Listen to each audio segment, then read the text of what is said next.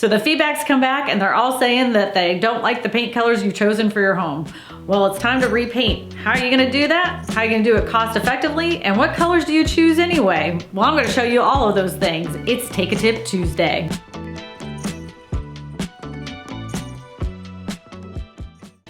First, you're gonna need some drop cloths. I just use these old moving blankets that I've had from several moves. They work great for these kinds of projects. Next, you're gonna need painter's tape. Get the wide kind. Don't get the skinny one because you're gonna need it, and I'm gonna show you why. Next, you're gonna need your caulk and caulk gun. That's to fill in any cracks in the crown or in the baseboards. Of course, you have your paint rollers, and you wanna get those smaller paint rollers too for those really tight spots. Next is the Sure rolling edgers. They're very inexpensive, and just get the extra pads that come with it too, because you're gonna need that for other spots, and if it dries out, you're just gonna want those little extra pads. They're not that expensive. Next, you're gonna pick up some stirring sticks. They're free. You just pick them up right when you get your paint mixed. Next, you have this goof off for dried spills. It works really great for those areas. If you have engineered wood floors like I do, it does not take the shine off, so that's why I use this. Of course, you have your paint trays and liners. You're gonna get a bunch of those. They're very inexpensive as well. You're gonna need some paint brushes for the corners because you can't get those with rollers at all. You'll need a flathead and Phillips head screwdriver. You're gonna need some rags for the mess ups that you have. And here we have our contractor's paint from Lowe's. It's very cheap. That's why I picked this. I know you probably have seen these before. This is by Sherwin-Williams, and if you go in any of the stores like Lowe's or Home Depot, they have these little color swatches. All right, so in those selections, they have all these beautiful, bright colors. I want you to skip over all of those and go to neutrals. Because if you're selling your home, this is what attracts home buyers, are the neutral colors. Just a few years ago, the beige colors, these more sandy color, beige colors, were the most popular colors that home builders would put in homes. And I suggest that you see what other home builders are putting in homes to know what you should put in your own home if you're trying to sell it. These home builders know what they're doing. They hire decorators and they know what buyers like. So it may not necessarily be what you would want in your house, but you're trying to attract a buyer for your house. So you want to appeal to the buyers that are looking in your price range. In our area in Ascension Parish, the lighter, the brighter colors have been really popular. And the color that we're going to do today is called Popular Gray.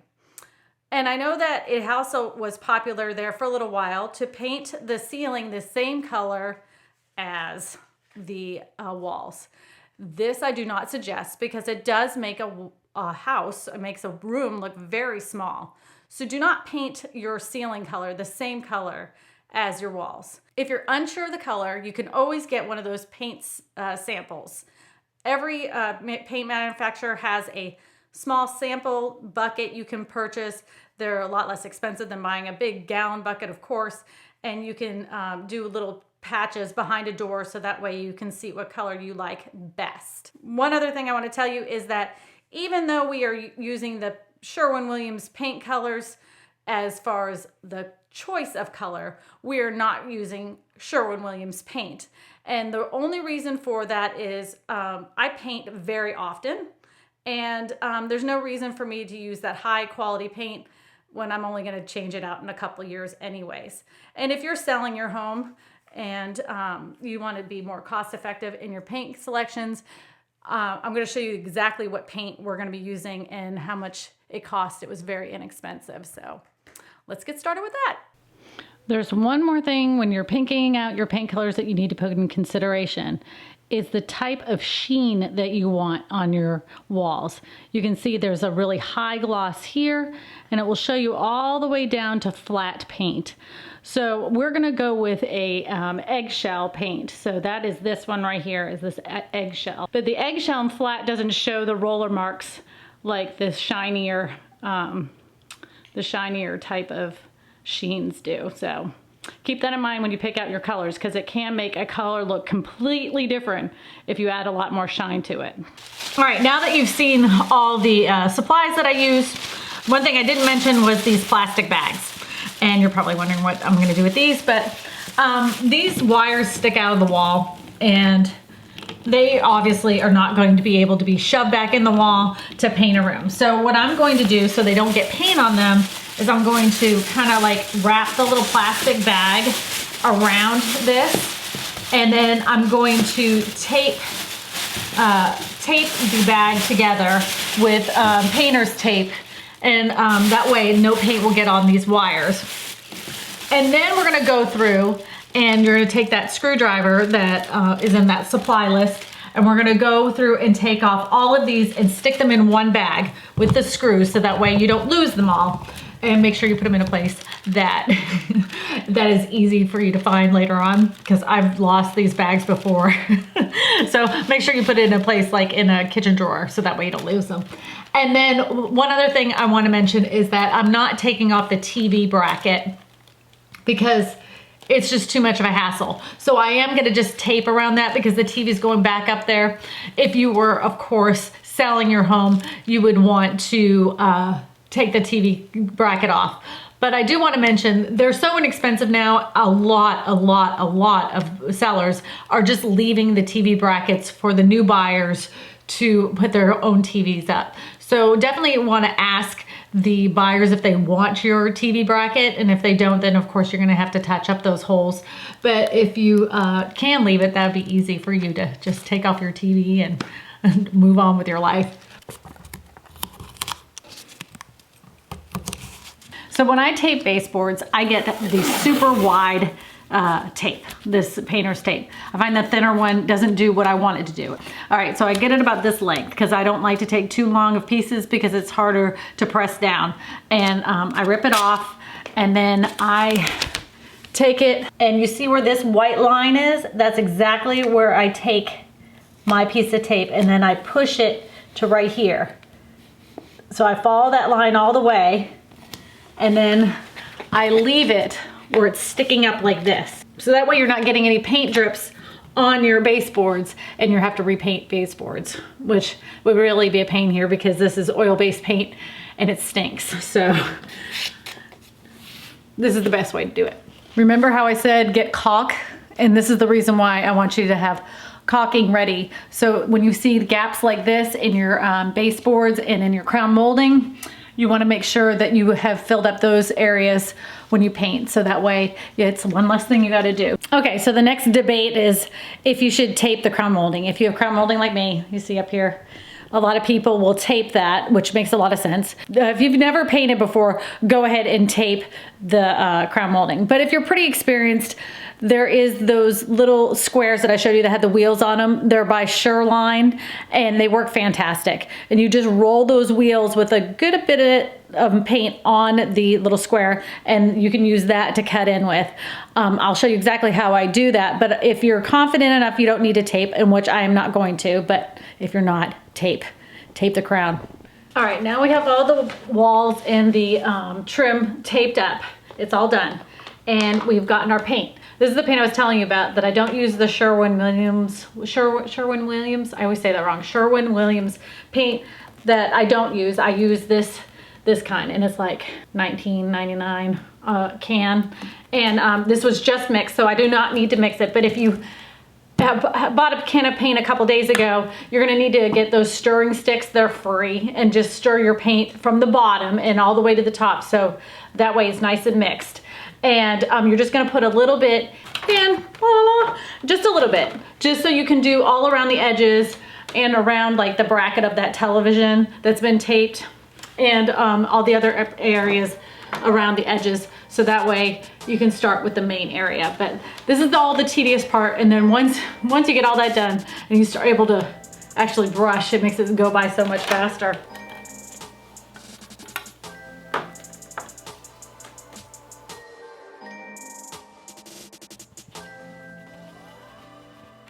Okay, so we're gonna be doing the trim part, and I wanted to start right smack dab in the middle so you could see what I was doing. So I put a fresh, clean little pad on these Shoreline, I think they're called edgers, I'm not 100% sure, but the little refills are very inexpensive. So you wanna just put a little bit of product on there, like I put a little bit too much, but you can squeeze it off. Do not get any on the actual rollers itself. Don't put it in roller side first.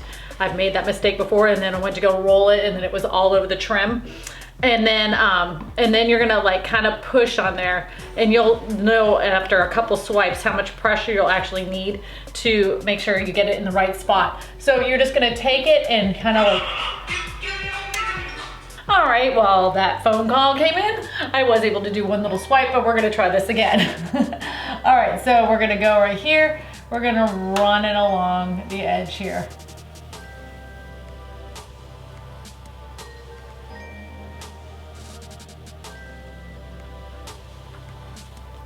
And I think that did pretty good.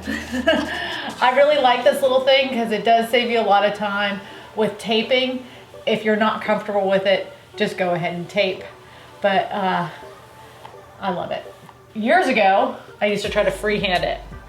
Don't do that. It makes a mess.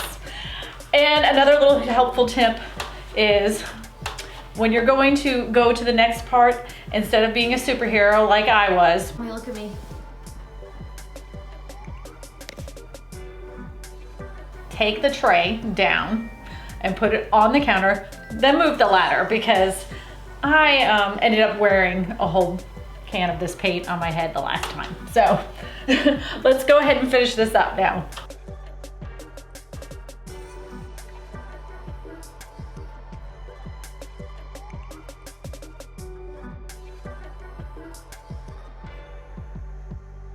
So just for the sake of this video, we're gonna be doing just this one wall. That's how I'm showing you how to do this tutorial. And if you wanna know what the previous color was on my wall, that was considered Utterly Beige was the name of it.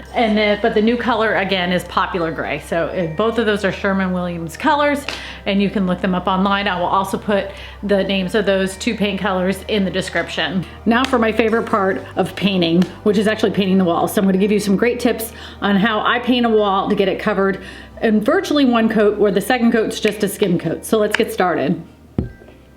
So when I first start painting, I start on one side of the wall. I don't start in the middle of the wall. I know some people just go grab the paintbrush and start painting everywhere. I start on the furthest corner, and then I work my way back.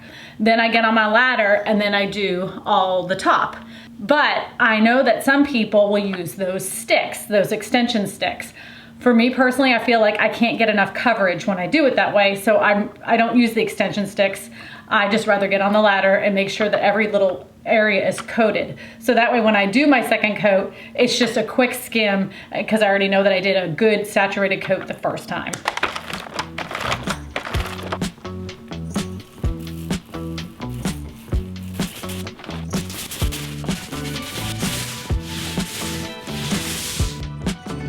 When I'm going through and painting all these different areas, I'm always doing an X pattern. So that way that you get a perfect coverage. If you go straight up and down, you end up getting marks on your wall. So always go in that either V shape or X pattern. I find that the X pattern works a lot better, so you don't have any spots that are missing with that first coat. All right, time to take a break. So we're gonna talk about priming your walls. Some people are gonna say, well, your walls were dark, you probably should have primed them first. And typically I would if it was like drastically a change, but this is pretty insignificant as the amount of change. But a good rule of thumb, if you're going to go from dark walls to light walls, you should always prime. Kills is a fantastic product for that. There's a lot of products now that are out that have the primer and paint in one. I've not had the best success with that. I know that the commercials and everything will say, you know, oh, it's primer and paint in one and just you need one coat. I've never had it work. I've spent good money, expensive paint that has the primer and paint in one.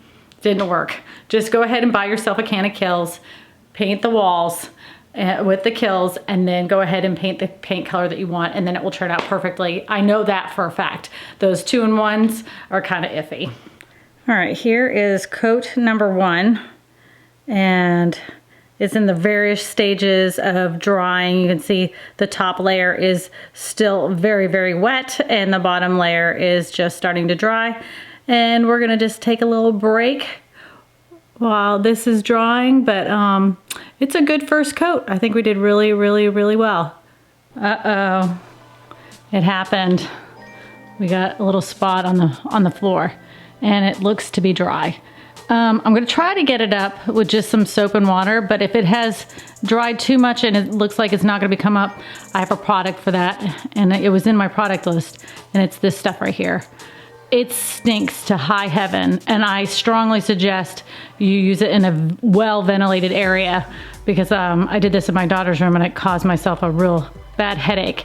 But it does work really good, and I would only use it for those really tough stains, because it will knock your brains out. So this is after the first coat, and it did pretty good, but you see there, like you can see right here, there's just some spots that just need to be touched up. But you know, all in all, that first coat did really well, and all I have to do is just run it over here really quick. It won't take long at all to get that second coat on there at all.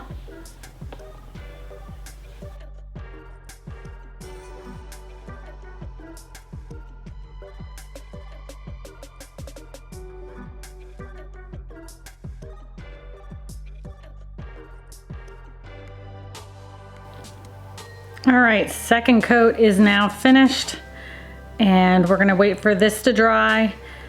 It was literally, took me less than 5 minutes to do the second coat. I just looked for things that I call holidays, which were little spots that are coming through from the wall, and I just went over there really quickly on each part of the wall and repainted it. And you can see the difference between the two colors. You can see it really good over here. The other one was Utterly Beige, and this is the Popular Gray over here. So Utterly Beige and Popular Gray. I'm debating if I want to paint this color up here, keep it the Utterly Beige, or do it the Popular Gray. I don't know. I think I'm gonna leave it, because I think it kind of adds a little character. I don't know, we'll see what happens.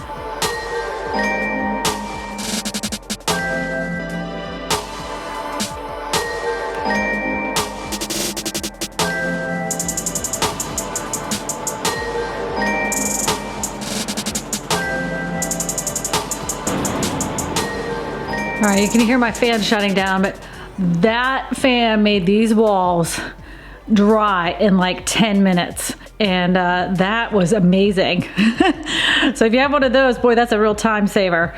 But now that you can see it dry, you can see the two differences in color, and it's gonna make this room a lot brighter and happier. I'm gonna be really, really happy with that. So pretty soon we can do Aubrey's favorite thing, which is take off the tape. So Aubrey, you ready to help me take off the tape? Yeah. Okay, so we're gonna start doing that now.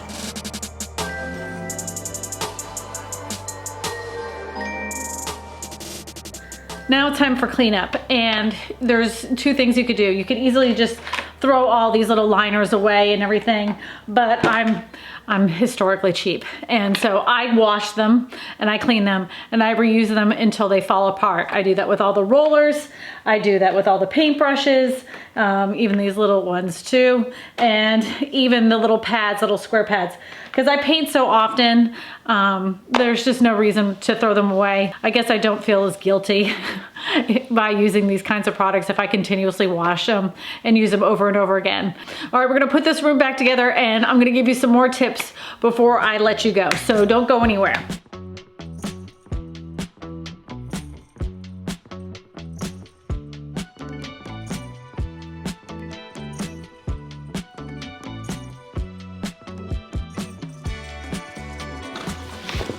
So while I was putting everything back together, the mail truck has come, and a friend of mine who runs a channel called Modern Day Tech has sent me one of these Wise light bulbs. I'm gonna put it here on my bedside table, and it runs off an app. So if I wanna be in my bathtub, I could take my phone and just run it through the app and set the mood in my room, and it just runs on this little light bulb here. And that also connects to other little home devices. If you wanna watch the video that Eric did from Modern Day Tech about these light bulbs and other smart devices, I'm gonna go ahead and put the link in one of these little corners right here, and you can go straight to his channel and this particular video. Thank you, Eric, I appreciate you. All right, look, we got it all done. Everything's put back together. Eddie helped me put the TV back together, thank goodness, because I couldn't do it. And we have that nice, bulb that came in from Modern Day Tech. It looks really, really nice. Thank you, Eric. All in all, I think everything turned out really nice. I'm gonna finish this project at another time. I've got, 3 more walls and the ceiling to do. But this was just a good way to get some good tips on painting your house yourself. I know that some people have allergies when it comes to these kinds of paints. And if you do not use the paint that I recommended. There is lower VOC, I think is what it's called. So you don't have to worry about your allergens. If you do like to do do-it-yourself projects, we have a couple that I've done a few right here. You can go ahead and click this playlist right here. And if you're looking for some tips on selling your home and ways that you can stage it yourself, I have a few videos that will really work out here. My name is Kristina Smallhorn, your real estate whisperer, and I tell you all this because you matter.